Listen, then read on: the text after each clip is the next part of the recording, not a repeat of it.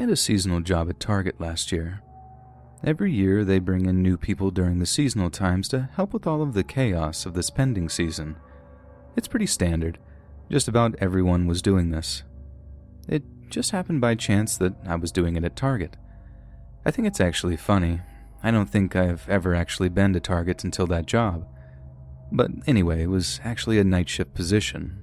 I would come in and start working at around 4 a.m., and that was one of the crucial times to get stocked up on stuff for the big shopping rush that day. Now, the way we did it was we would get a shipment off of a truck, and all the supplies would go onto the back. We did that as fast as possible so the truck driver could get on with his next stop. Those guys were always in a rush, and once we got the stuff in the back, it was up to our team to get it all organized and stocked. And that was all fine and dandy, pretty standard procedure. Now, there was normally a good number of people who worked this shift with me, normally between 4 and 5 of us, with the manager somewhere else doing whatever else managers do. But here was the situation. The layout of the store was a little weird.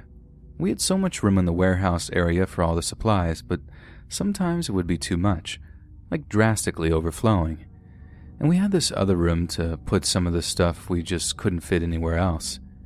It was a weird situation because that overflow room was not very big. I think it used to be someone's office. I don't know what happened there, and I don't really care either. That was the job. It was a true nightmare to organize the stuff in that overflow room. It was a really tight working space because it would normally be 2 people in there doing that, and the rest of the team would be outside. This room was kind of secluded as well. It was just kind of out of the way and didn't make sense to be a storage spot. Again, not my decision, just what I was told to do. It was one of these early mornings that I had to work in that overflow room with a guy I didn't know that well. He never said very much, and he looked a little sketchy. I'd actually seen him walk off of the premises a few times after getting a text message. That was really weird. It was never for very long either. It was like he got a text message and went outside to take a smoke break or something. No one ever said anything though, so he just continued to do it. Honestly, none of us really cared that much. I didn't mention we came in at 4 in the morning, right? Well, this one morning that we were working in the overflow room, something a little strange happened. He got a text message and went outside like usual. I asked him where he was going, and he just said he'll be right back. He left before I could say anything else, but I noticed he dropped something as he went out. It fell on the floor, and I went over to pick it up. I could tell you exactly what it was, but it looked like a clear Ziploc bag of herbs.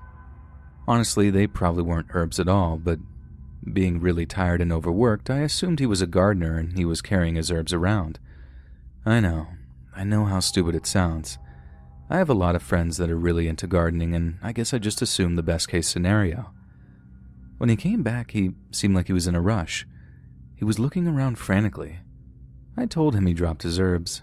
I pointed to them on a table in the room, and that was when he got really aggressive with me. He asked me if I thought it was funny, and that was when it dawned on me that he wasn't walking around with lavender in his pocket all day. It also dawned on me that he was probably selling while he was working this shift. That would explain why he would randomly go outside every once in a while. He threatened to kill me if I said anything to anyone, and I was honestly scared to death. I didn't know what to do. Looking back, I probably should have told my manager and called the police right then, but I never really had to deal with anyone that was a criminal or anything of that sort. Of course, I didn't say anything to anyone, but now every time that I saw him, he gave me a weird look. We'll just call him David for anonymity's sake. And that wasn't his real name, but it'll work. Over the next 2 or 3 weeks, I started to observe David a little more closely. I paid a lot more attention to what he was doing and what he was looking at and how he was behaving. And after that time, I realized a few things about him. Firstly, he was definitely a drug user himself. I couldn't tell you what, but my guess is that it was something pretty hardcore. He would talk to himself like a crazy guy once in a while, and other times he would just completely zone out like he was in a different planet. The other thing that I noticed about him was that he was very unstable. Sometimes he would get really upset over very minor stuff. There was one time he screamed at the top of his lungs because his shoe was untied, and other ridiculous things like that. Now, while all of this was going on, I was still living my life. I still went for runs at the local park, and I made YouTube videos in my free time, just for fun. I tried to forget about the whole situation with David. That was until I saw David at the park where I always ran. He was sitting on the bench, staring at me dead on. I stopped mid-step. That was the scariest realization ever, because it meant that he was stalking me, and I didn't know what his intentions were. I didn't know how long he'd been doing it or why. I just knew that I was in danger. I kept running and played it off like I didn't notice him. But oh boy, how could I not? Then there was one morning where it all went down. I showed up a little earlier than usual. I was always on early bird and I just hated being late. I was there about an hour before my shift started. Must have been about 3 or so. I was chilling in the parking lot listening to a podcast on my phone, and that was when I noticed someone pull up behind me. I parked kind of far away from the store to not take up parking for the customers throughout the day. I just thought it was unusual for someone to park so close to me when there were spots everywhere else. My heart sank. The person behind me turned on their brights, and that was when I knew it was David. My fight or flight kicked in. I turned my car off and sprinted to the store as fast as I possibly could. I knew the employee would be open and I would be able to get to safety there. David started driving after me, like trying to run me over. He probably would have gotten to me too, but there was the spot where it was a line of trees in the parking lot. I ran to the other side of the trees when I noticed that he was driving and he couldn't really do anything after that. I got inside and screamed that I needed help. Surprisingly enough, my manager was there. I explained the situation to her and we called the police. She locked the employee entrance and we waited until the police gave us the okay. Obviously, David had booked it. The cops couldn't find him either. He wasn't at his apartment. Apparently he gave the wrong address when he applied to work there. I guess they don't check the seasonal workers very thoroughly at Target. Hopefully they do now. And that was the story of how I almost got messed up working at Target last year, and if you're wondering, I don't plan on applying again this year.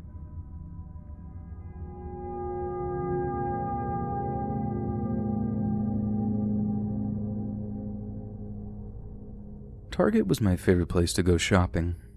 I'm sad to say I don't think I can never go back there though.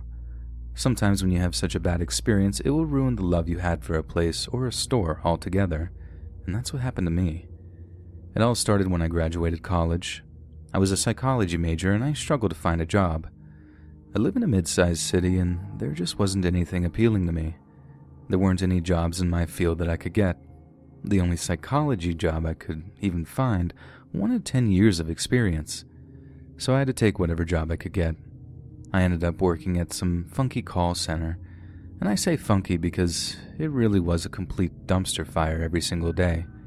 The managers had no idea what was going on. My coworkers were some of the weirdest people I'd ever seen. Most of them didn't have a college education either, which made me feel really bad about myself.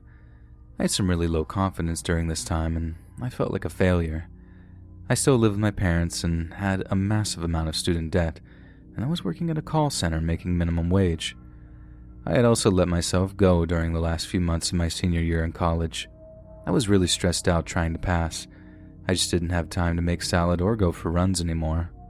I was feeling really down there for a bit, and this is where James comes in. He was a really weird guy that worked at the call center too. He had a goofy-looking mustache and was a bit of a creep. I definitely saw him checking me out a few times, and I even saw him look at other girls too. A little pervy, but I couldn't expect anything less from a place like this that I worked at. Oddly enough, James was the only guy at this place that was ever nice to me. Everyone else was so miserable to be there. James had been hired a couple of weeks before I got the job there, so I guess it just didn't have enough time to make me and James completely miserable yet. There was one time when I went out for a smoke break. James joined me and started flirting with me. He definitely had his problems, but there was something about getting a little bit of attention that did kind of make me feel special. I was always a very introverted person, and I hadn't had a boyfriend in over 2 years. It felt nice to be noticed. It wasn't long before we exchanged numbers and started talking a little bit outside of work. There were a few weeks there that I kept trying to get him to shave his mustache. I told him he would look a lot better. It took about 3 weeks to finally get through to him, but when he did, I was surprised. He was actually a really handsome guy under that caterpillar, and that was when I made up my mind. If he made a move on me, I wasn't going to say no. He never made a move on me, though, and I was surprised because I was sending some pretty strong signals for him to do so. He just never did. Not even over text messages or anything. All he would ever do was flirt. It wasn't very long into that situation that I gave up on him. I figured he didn't like me. I mean, honestly, what else was I supposed to think? I downloaded Tinder like everyone else. I knew my situation was bad, and I secretly fantasized about hooking up with some rich guy. I didn't find a buff millionaire, but I did find a really nice guy eventually. We went on a few dates and started going out together regularly, and I really liked him. We're still together, by the way. But this is where things got weird with James. He started acting differently. He started doing more and more inappropriate things. I was friends with James on Facebook, and when I changed my status to an in a relationship, he did one of those emoji reactions, and he put an angry face. I remember seeing it and rolling my eyes. Typical men, I thought. They don't want you until you have someone else. Now, something James would always do with me is send slightly naked pictures. It wasn't like full frontal or anything like that, but he would take racy photos of himself getting out of the shower or changing and things like that. That was okay when I was single, but he just didn't stop. And these new pics were much more revealing, if you know what I mean. And I kept telling him that I was in a relationship and he couldn't do this anymore. He just wouldn't listen. He always said that he forgot, and I knew he was doing it intentionally. Things also got really awkward at work. There were quite a few things that he would do that were just freaky. For example, pens started disappearing from my desk. I didn't think anything of it at first, just that I was being clumsy. But one day I happened to walk by James's desk and notice all of my pens. He also followed me outside every time I went on a smoke break. He always played it off like he wasn't doing anything, but it was so obvious to everyone. Well, it was around the 6-month mark of me working at that funky call center. I had my performance review and I got a raise. I got an extra $1 an hour, which I was pretty happy about. I had a few $100s in savings and decided to treat myself to my favorite store, Target. I remember making a self-congratulatory post on Facebook about it. I even mentioned that I was going to treat myself to some new sheets from Target. I remember getting comments from some of my friends and former classmates. They all congratulated me and I was really excited. Sure, I had a stupid job, but I was making the best of my situation. I remember getting to Target at about 6 or 7 on a Friday night. I went alone. I walked into the store and went over to the bedding aisle. I really wanted to pick out the best sheets for me. I am a little OCD about fabric and how things feel, so I was running my hands across the sheets to find the one that I liked the best. That was when something unexpected happened. I felt a kiss on my neck. I had been so wrapped up in feeling sheets that I didn't even notice who was behind me. I immediately thought it was my boyfriend. I mean, who else would randomly kiss me in public, right? Well, you guessed it. It was James. I turned around after he kissed me, and I was smiling. But my giddiness turned to disgust when I saw that it was him.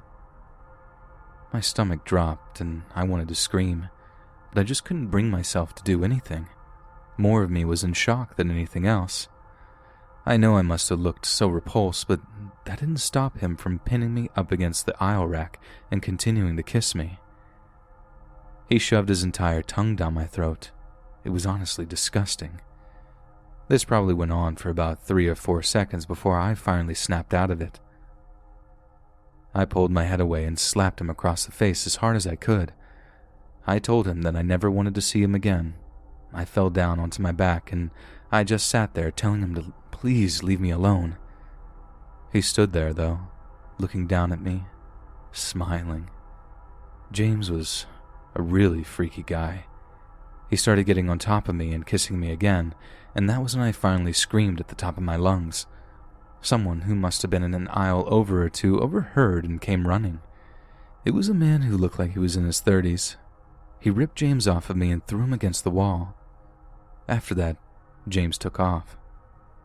The man was really nice to me. He helped me up and made sure I was okay. He asked if I wanted to call the police, and I was so shocked I just told him no in the moment, and that wouldn't be the last time that I saw James. We still work at the same call center, and my God, it's pretty awkward.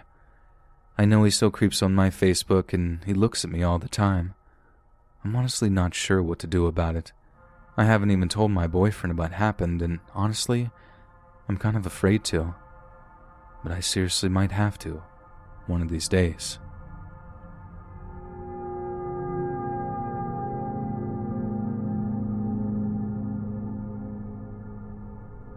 I used to be in a really, really bad place. I had struggled with mental health issues from the time I was in middle school, mostly depression and anxiety. You know, the usual culprits. I had been working in a Starbucks as a barista. The Starbucks was actually inside of a Target. You would think it would be bad, but it was pretty nice. Anyway, I dated this one guy who may have been an actual sociopath. He had some serious problems. I haven't spoken to him in a few years now, and I don't plan on reaching out anytime soon.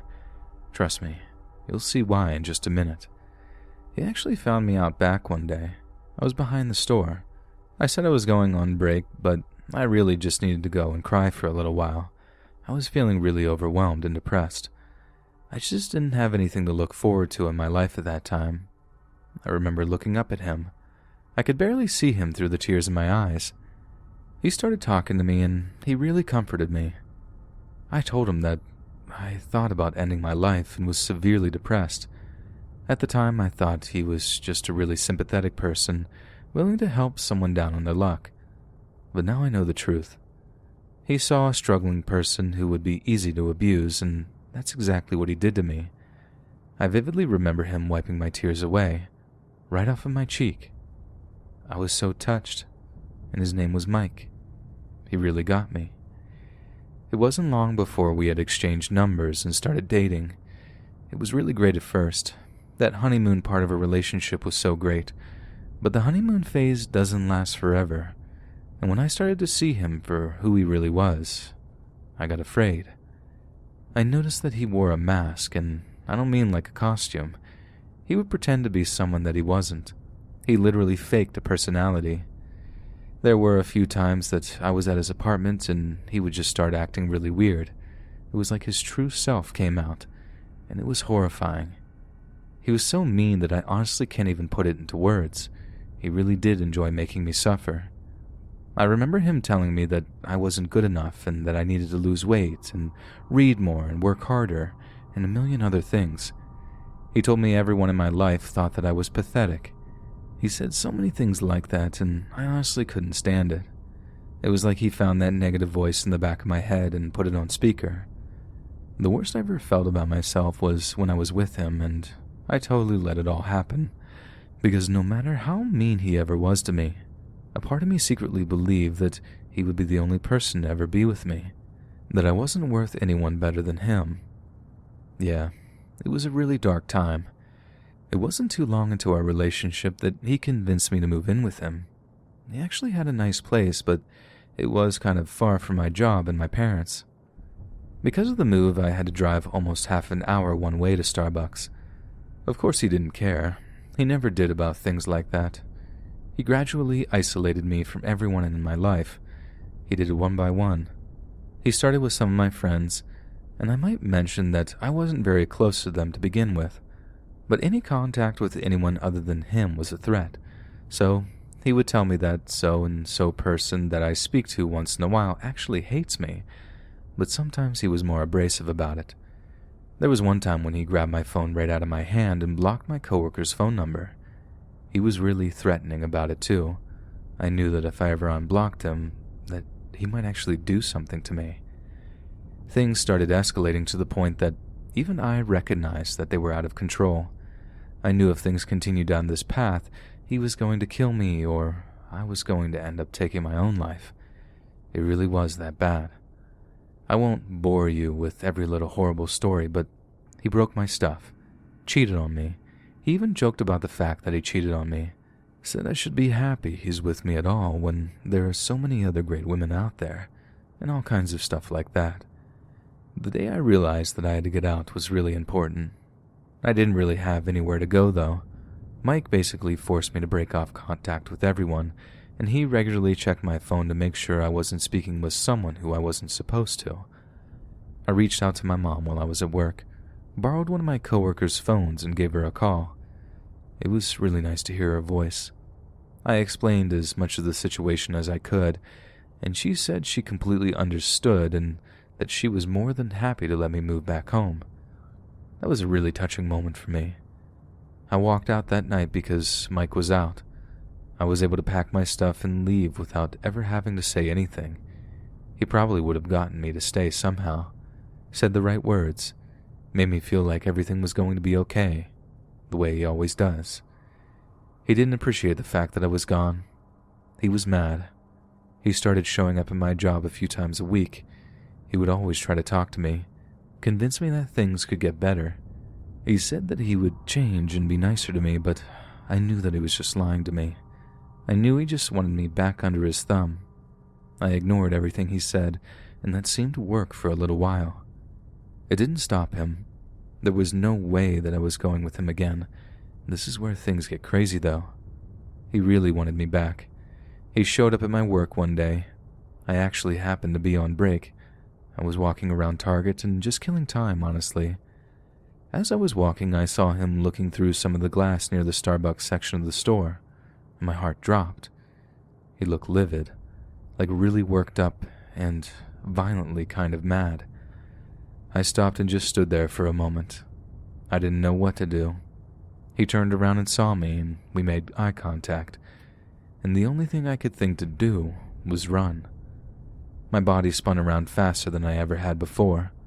I ran as fast as I could in the opposite direction, and I knew that he was chasing me. It was actually weird how I got out of the situation. There is an employee door that you need a card key to get through. The Starbucks employees had them too for some reason. I think there was a glitch in the system, but either way, I was far away enough from him that I got through it and closed the door behind me. One of the Target employees asked me if I was okay. As bad as the situation was, I honestly didn't want to make a scene. I told him I was fine and just needed a minute to take a break. I sat there for about 15 minutes and left. Mike was gone, and that was the last time I saw him.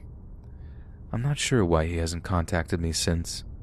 I'm just glad he hasn't, though. He was responsible for the worst part of my life, and honestly, I'm lucky to have gotten out of that situation alive. Wherever he is, I just hope he isn't doing the same thing to another poor girl out there.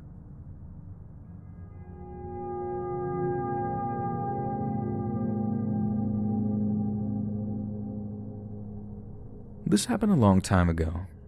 I must have been in middle school. I don't remember exactly what grade, but around that age.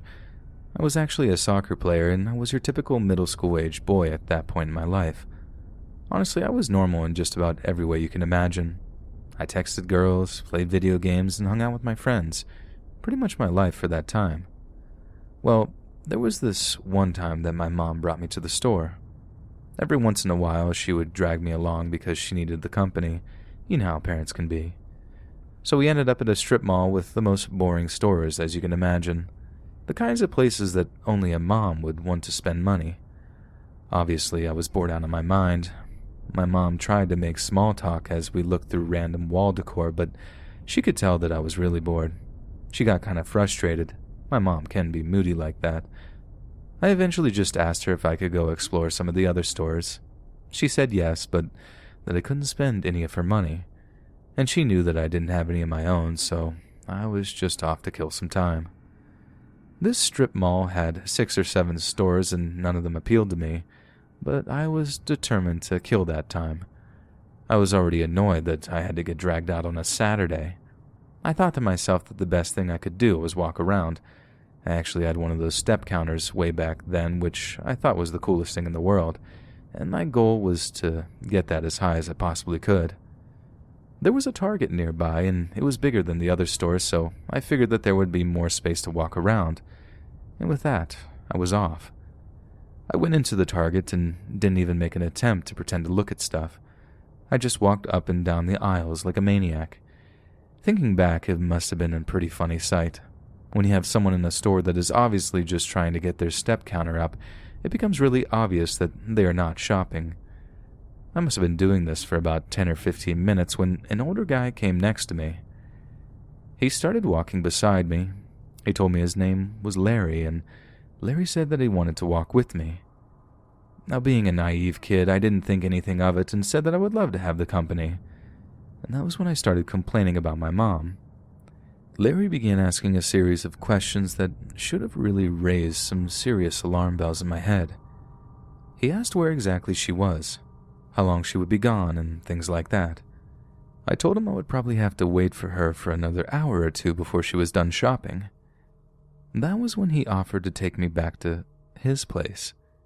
He said that he had an Xbox and he only lived 2 minutes away. When he asked me that, I stopped walking. Part of me almost said yes, but then I remembered my parents telling me all about the creepy old men who try to kidnap kids. Stranger danger. The realization hit me like a ton of bricks, and I told him that I wanted to go back and see my mom. He started getting really persistent about taking me for ice cream and then back to his place. I told him I didn't want any ice cream and that my mom was looking for me. That was when he offered me $100 to go with him. I just told him no and started to run away. He followed me outside. He watched me run back into the store that I had last seen my mom. The creepiest look, too. This guy was truly a freak. I got inside the store and ran over to my mom. I started telling her about the creepy man, and she became really concerned. She asked me where he was, and then I told her that he was probably still in the parking lot of Target. We looked outside of the glass windows, and he was looking in. When he saw us look at him, he walked off briskly. My mom went outside to try to get a good look at him or get a license plate, but by that point, he was already gone. We ended up calling the police and filing a report with them. I couldn't tell them very much, though. I wasn't, and I'm still not, a very observant person. The only thing I could remember about him was that he had a collared shirt on and he had no hair, and that his name was supposedly Larry. But that was it. I asked my mom about the case years later. I guess she kept up with it to see if they ever got him. Of course, they didn't. And it really scares me that someone who was possibly willing to abduct a child is just out and about. It really freaks me out and kind of makes me not want to go out in public very much. But anyway, that was how I was almost abducted in Target when I was in middle school. I thank God every day that I didn't go with him, because I would probably be dead.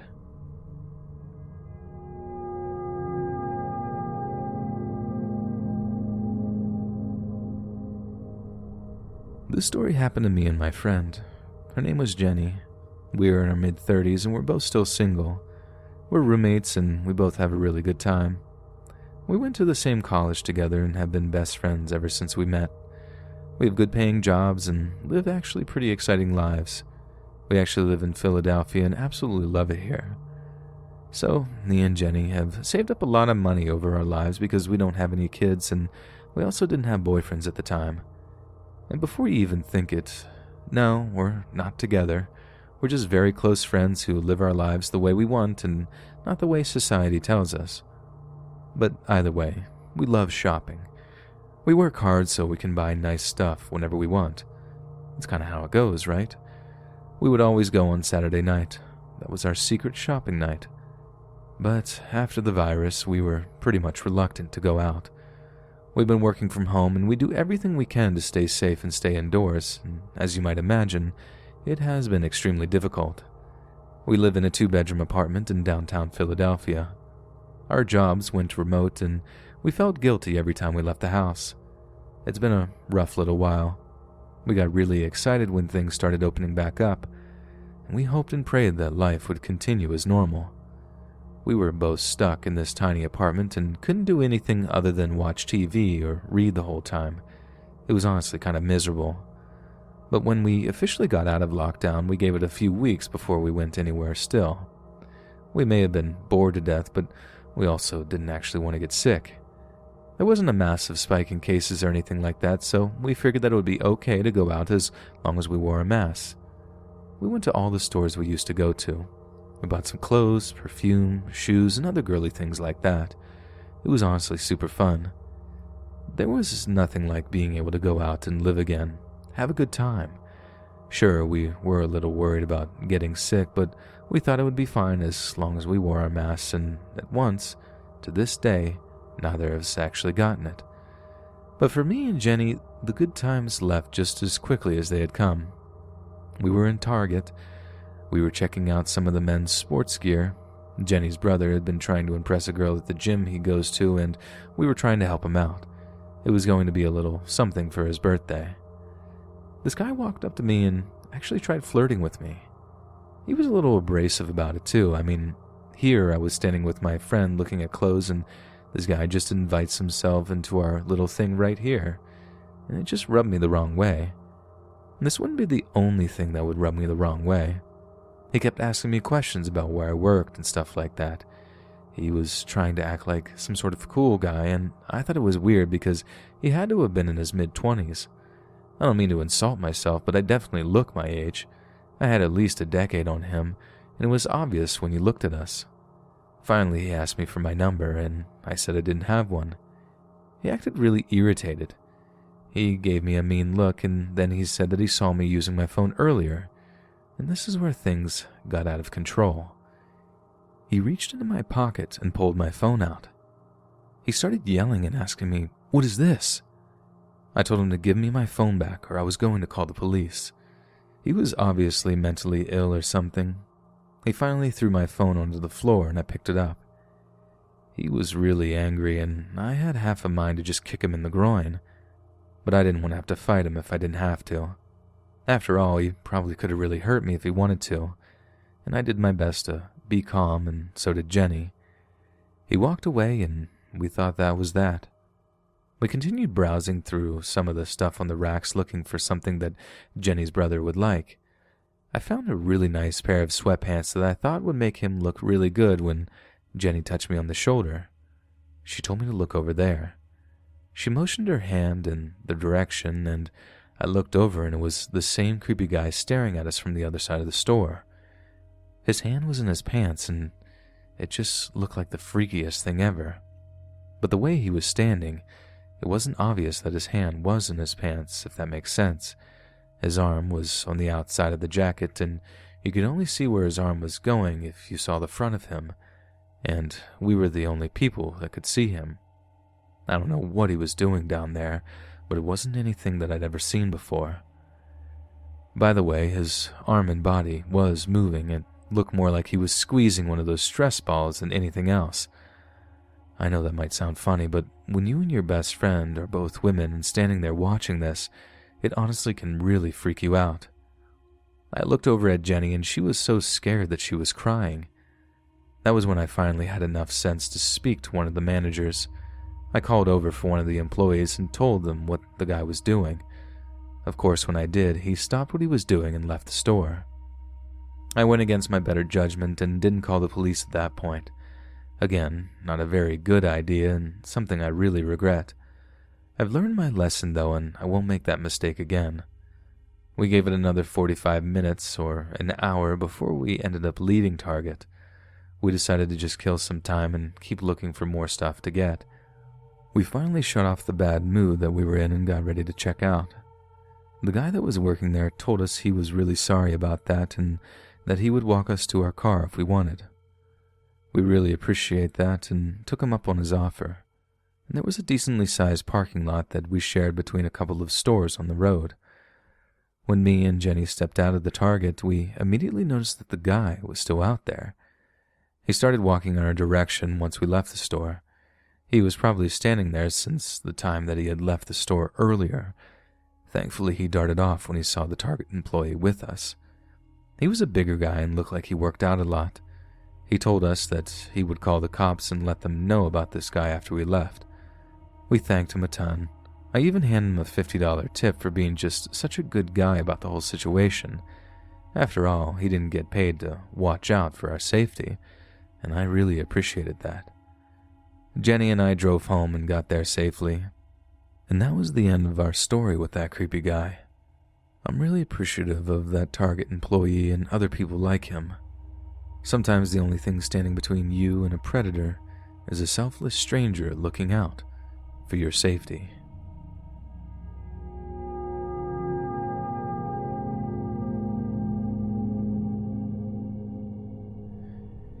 This is hands down the scariest experience in my life.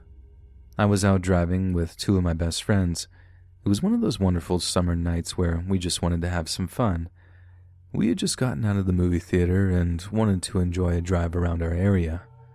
We live in a very rural area, and sometimes it's nice to just drive around and see what's here. Well, it's pretty dark and everything, but we were having a good time anyway. It had to have been about 9 o'clock at night. We were blasting music and laughing and everything, but there was a car that started following us. They weren't tailgating us or anything. They just followed us for a really long time. One of my best friends pointed out to me, and I hadn't even noticed it. I asked her how long it was behind us, and she said at least for 10 minutes. I wasn't exactly sure what to do. We were pretty far out in the middle of nowhere. I remember learning about this little trick a couple of years ago. If you think someone is following you, you can take it 4 turns in the same direction, and if they're still behind you, they're definitely following you. There weren't very many turns out there, but every single turn I took, there was this car. By the time I made my 3rd turn, I started getting really uneasy. I thought that we may have been in real danger, and the mood died from there. We turned the music off, and instead of laughing, we were sitting there in dead silence. We all started freaking out a little bit more when I made that 4th turn. He was still behind us. Like I said, he wasn't tailgating us or anything. It wasn't even very close, but he was close enough to keep an eye on us. I tried getting my friends to call the police, but we were out of range of any cell phone service. I was completely at a loss for what to do there. I was scared out of my mind. My friend came up with the best idea. We could just go to the nearest store or whatever, and hopefully the people there would help us if the person kept following us. Well, none of us knew where any stores were nearby.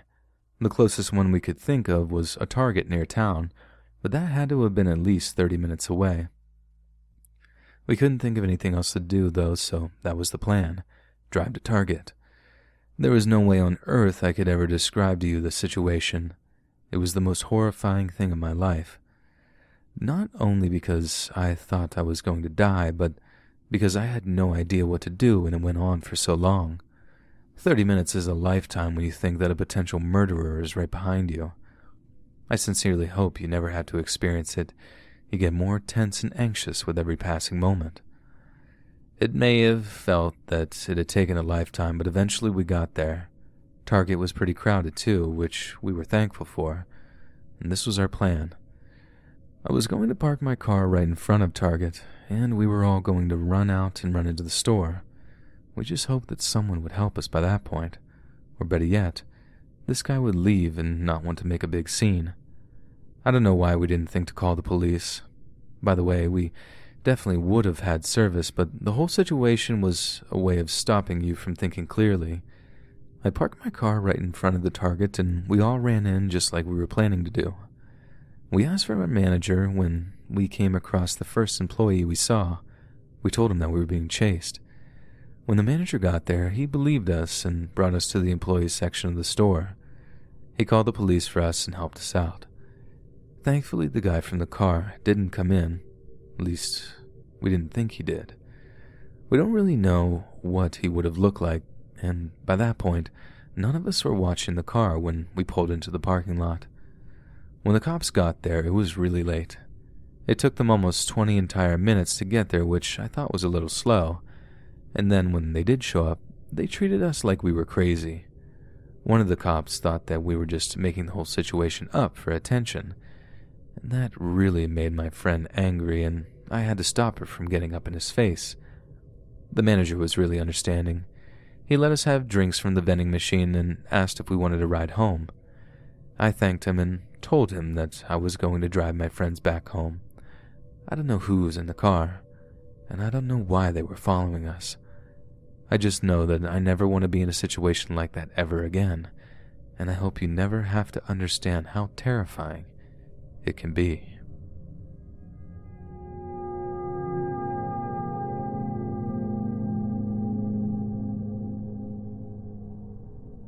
I was a manager at Target and had a horrible experience with a customer one time.